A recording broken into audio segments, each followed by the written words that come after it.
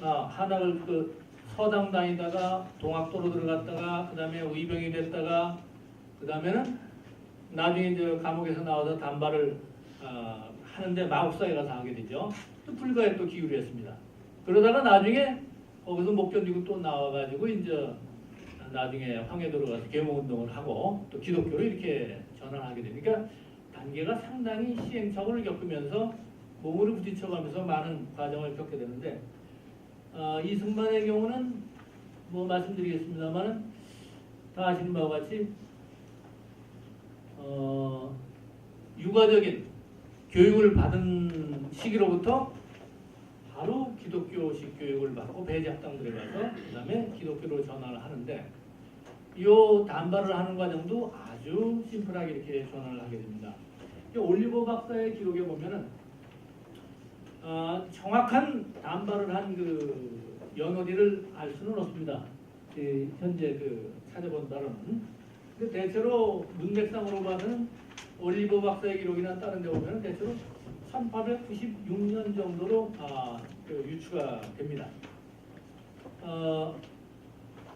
전국이 단발 문제를 가지고 이렇게 들끓으니까 이때 우남이승만은 어머니를 찾아가서 단발을 해야겠다는 결정을 하고 어머니를 찾아가서 말씀을 드려요. 그러니까 어머니가 너의 생각을 존중해 주긴 하는데 아버지가 들으시면은 많이 놀라시고 노여워하실 것이다. 반대하실 것이다. 아버지가 출타하셨을 때 일을 진행하라. 그래서 청년 이승만은 사당에 가서 조상들한테 고하고 위패를 모셔다가 어머니에게 안겨드리고 그 앞에서 절을 한 다음에 그 다음에 선교사 에비슨을 찾아갑니다. 뭐 감옥에 수감돼서 나중에 참 많은 도움을 준 분 중에 한 분이죠. 그래서 그분한테 가가지고 이제 단발을 해야 할 그러한 시대가 됐고 그래서 단발을 해야 하니까 이 단발 의식을 당신이 좀 집행을 해달라 해가지고 선교사 에비슨이 우남이승만의 상투를 자르는 의식을 이렇게 했습니다. 자, 이렇게 보면은 누천년 동안 우리 조상들이 유지해온 그 상투 또 갓 이 문제에 대해서 이거를 이제는 농경사회에서 그게 필요했고 육아사회에서 필요했지만은 산업사회로 들어가면은 뭐 상투 틀고 뭐 가쓰고 이렇게 활동할 수는 없잖아요. 그래서 상식적으로 보면 누구나 그런 생각을 할 수 있는데 우남의 경우는 중간에 어떤 사람들이 어떤 그 조언이나 아니면 어떤 상의를 했는지 모르지만 어떻든 그러한 결단을 내리고서 그 과거에 조상들이 해왔던 습속에 대해서 그 전통에 대해서 공경하는 예의를 충분히 표하고 그런 다음에 확실하게 새로운 시대의 새로운 물물적으로 방향 전환을 했다. 이것은 과거 이런 생각을 합니다. 소련이나 중공, 오늘날 북한 전통하면은 혁명적으로 뒤집어 엎고 바꾼다 해서 혁명 얘기가 다 붙는 데마다 다 뒤집어 엎고 매도하고 파괴하고 유혈을 많이 자아냈습니다.